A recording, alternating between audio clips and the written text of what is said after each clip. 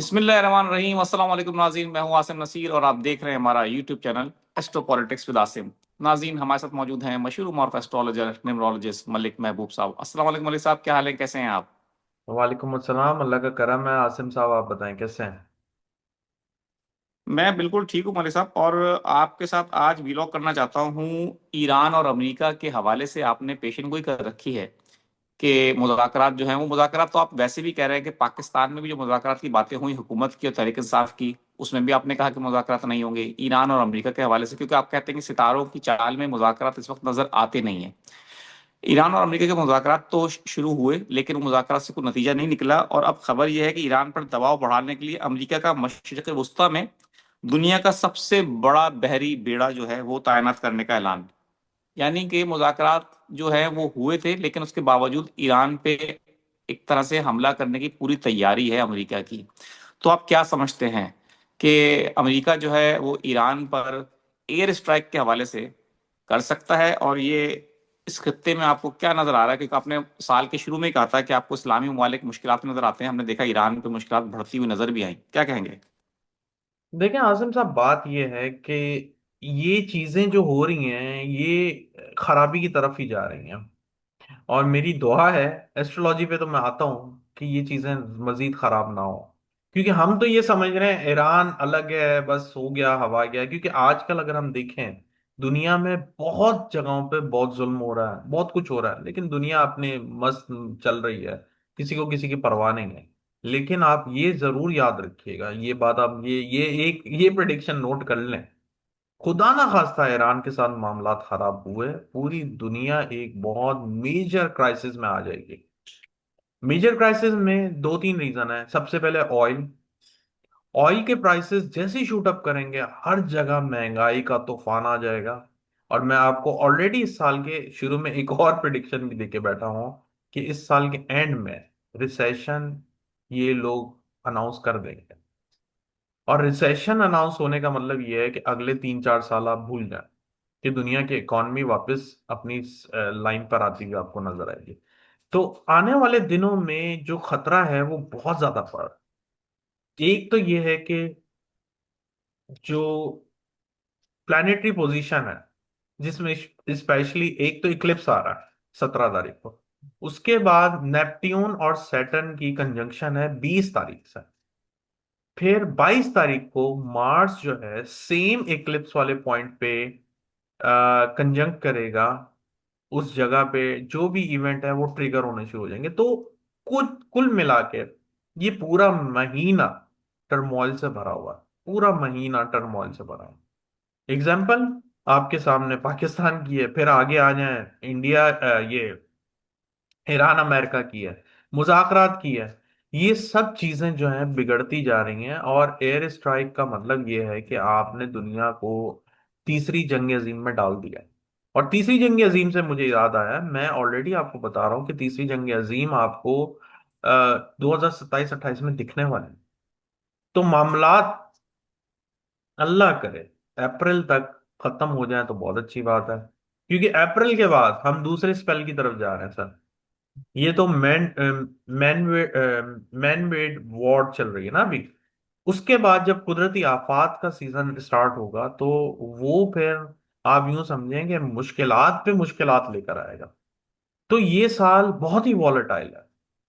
चाहे economy wise देखें, दुनिया के पॉलिटिकल वाइज देखें, आप इसको बॉर्डर वाइज देखें, आप इसको फाइनेंशियल वाइज देखें, हर लिहाज से वॉलेटाइल है। मतलब आप अगर अंदाजा लगाएं कि अ, अगले दिन का हमें नहीं पता कि बॉर्डर पे कौन से क्लैशेस हो जाएं। मैं इस महीने, खुदा ना खास्ता आपको ये बता रहा हूं कि मुझे ऐसा लगता है कि अफगानिस्तान या इंडिया से फिर कोई शरारत हो जाएगी पाकिस्तान के साथ। अल्लाह करे ऐसा ना हो। तो कहने का मकसद ये है कि ये वॉर के सीजन चल रहे हैं, और ये अब स्पेल में चलते रहेंगे। जैसे पिछले साल तो कंटिन्यूस चलते रहते, लेकिन ये स्पेल में चलेंगे। जैसे स्टार्ट हुआ था वेनेजुएला, फिर ईरान की बारी आ गई। अल्लाह करे 1-2 महीने में अब किसी की ना आए। लेकिन अप्रैल तक मुझे जो दिख रहा है सितारों की रोशनी में, उसमें 1-2 मुल्क और इसमें शामिल होने वाले। अच्छा मलिक साहब, आपने बात तो बिल्कुल ठीक की है कि ईरान ने भी ये कहा था कि अगर हम पे हमला किया गया अमेरिका की जानिब से, तो अमेरिका के जितने भी अड्डे हैं ये उसके आसपास के ममालिक में, जिसमें कतर भी है और मिस्र भी है, तो हम उन पर भी हमला करेंगे। तो इससे तो फिर ये होगा कि उसने कहा था कि फिर ये जंग जो है ना फैलेगी, रुकेगी नहीं।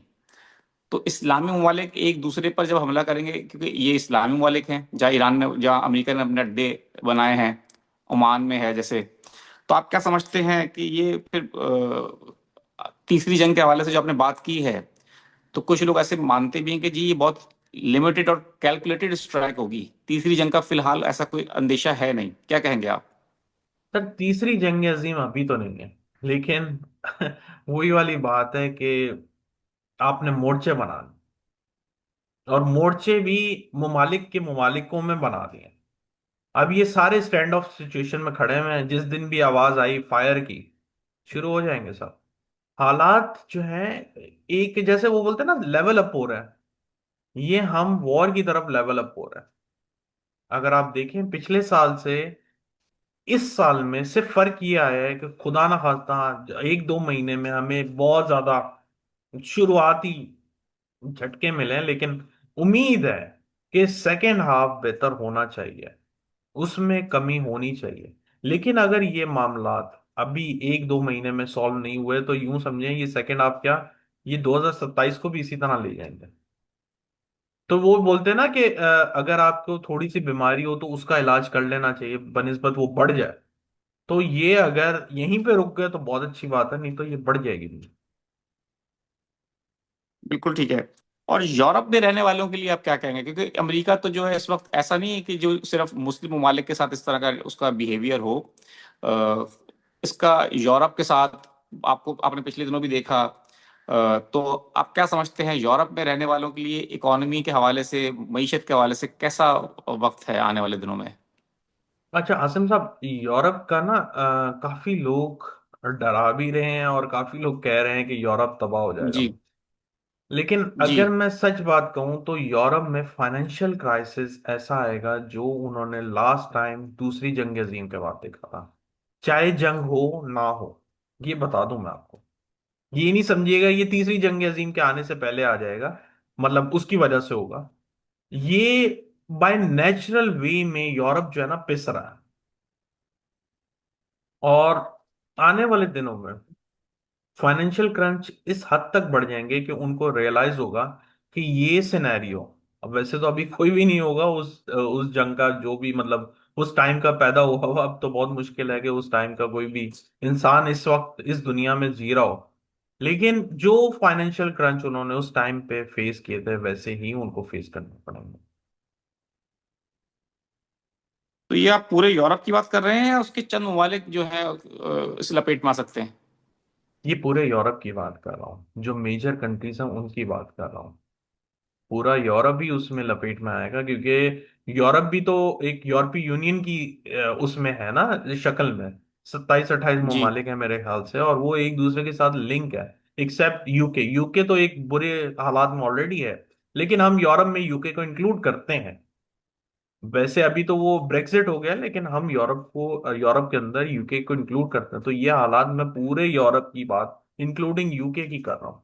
वहां हमले नहीं होंगे, फाइनेंशियली क्रंच आएगा। और इस साल में सबसे ज्यादा स्टेबल, मैं आपको पहले भी बता चुका हूँ, रशिया रहेगा।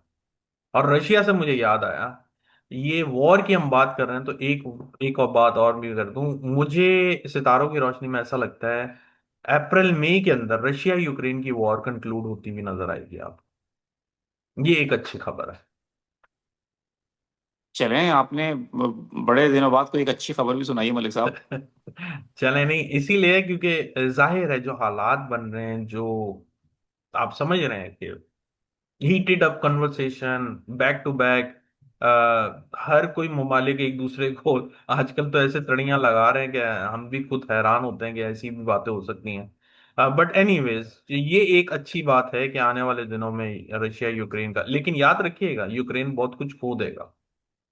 ऐसा नहीं है कि ये इस तरह कंक्लूड होगी, यूक्रेन बहुत कुछ खो देगा। बिल्कुल ठीक है मलिक साहब। अब आखिर में मुझे थोड़ा सा ये बता दें, इकोनॉमी के हवाले से आपने कहा कि आपको अच्छा नहीं लग रहा, हालात बहुत खराबी की तरफ जा रहे हैं। तो बहुत सारे लोग हमसे सवालात करते हैं कि जी हम घर बनाना चाहते हैं, हम प्रॉपर्टी खरीदना चाहते हैं, हम गोल्ड खरीदना चाहते हैं, और बहुत सारी इस तरह की जो इन्वेस्टमेंट्स के हवाले से बातें करते हैं। क्या लगता है आपको, ये टाइम इन्वेस्टमेंट का है या अभी रुका जाए और मार्केट को देखा जाए? देखिए, मैं नहीं कहूंगा अभी इन्वेस्टमेंट करें किसी भी सूरत में। उसकी वजह यह है कि अभी जो है बहुत वॉलीटिलिटी है, और शॉर्ट टर्म इन्वेस्टमेंट तो हरगिज भी ना करें। करना है गोल्ड सिल्वर में करें, लेकिन गोल्ड सिल्वर भी वही बात है, भेड़ चाल चलेंगे, नुकसान। बहुत से लोगों ने अभी भी रिसेंटली इतने टॉप पे बाई किया, वो फंसे हुए हैं। तो यही है, हर इंसान के जायचे में डिफरेंट अपॉर्चुनिटीज होती हैं, डिफरेंट मेटल उनको राज आता है। अगर आप वही सब जो सोना ले रहे हैं, हम भी सोना लेंगे, तो फिर आपको सोना ही ना पड़ जाए उसके इंतजार में। तो बात यही है, कहने का मकसद ये है कि हर इंसान के जायचे में हर चीज अलग होती है। तो मैं आपको एक जर्नल बता रहा हूं, तो उसमें आता है सोना चांदी अच्छा रहेगा। लेकिन मैं रिस्पॉन्सिबिलिटी इसलिए नहीं लेता क्योंकि मैंने सबके जायचे तो नहीं देखे। जो पर्सनली मुझसे पूछते हैं, फिर मैं उनका जायचा देख के उनको एडवाइस कर सकता हूँ। और प्रॉपर्टी के हवाले से क्या कहेंगे आप? सर, प्रॉपर्टी में अभी इन्वेस्ट ना कर फिलहाल। जिनके पास है उन्हीं को होल्ड करनी चाहिए, थोड़ा वेट करना चाहिए। फिलहाल अच्छा टाइम नहीं है प्रॉपर्टी में इन्वेस्टमेंट के लिए। यानी कि अगर कोई घर खरीदना चाहता है, इन्वेस्टमेंट के हवाले के अलावा बात कर रहा हूँ, कोई घर खरीदना चाहता है, घर बनाना चाहता है, क्योंकि बहुत सारे लोग सवाल करते हैं, तो अभी रुका जाए या मार्केट आप समझते हैं कि और नीचे आएगी फिर खरीदा जाए? मेरे ख्याल से सेकेंड हाफ के बाद ज्यादा बेहतर रहेगा, थोड़ा वेट करें। बिल्कुल ठीक है, बिल्कुल ठीक है मलिक साहब, बहुत बहुत शुक्रिया हमें वक्त देने के लिए। नाज़रीन, यहाँ हमारे वीलॉग का वक्त खत्म हुआ। मुझे और मलिक महबूब साहब को दें इजाजत। आखिर में हमारा वही पैगाम है, मुस्कुराएं, प्यार बांटें और अपने आसपास के लोगों का ख्याल रखें। अल्लाह हाफिज।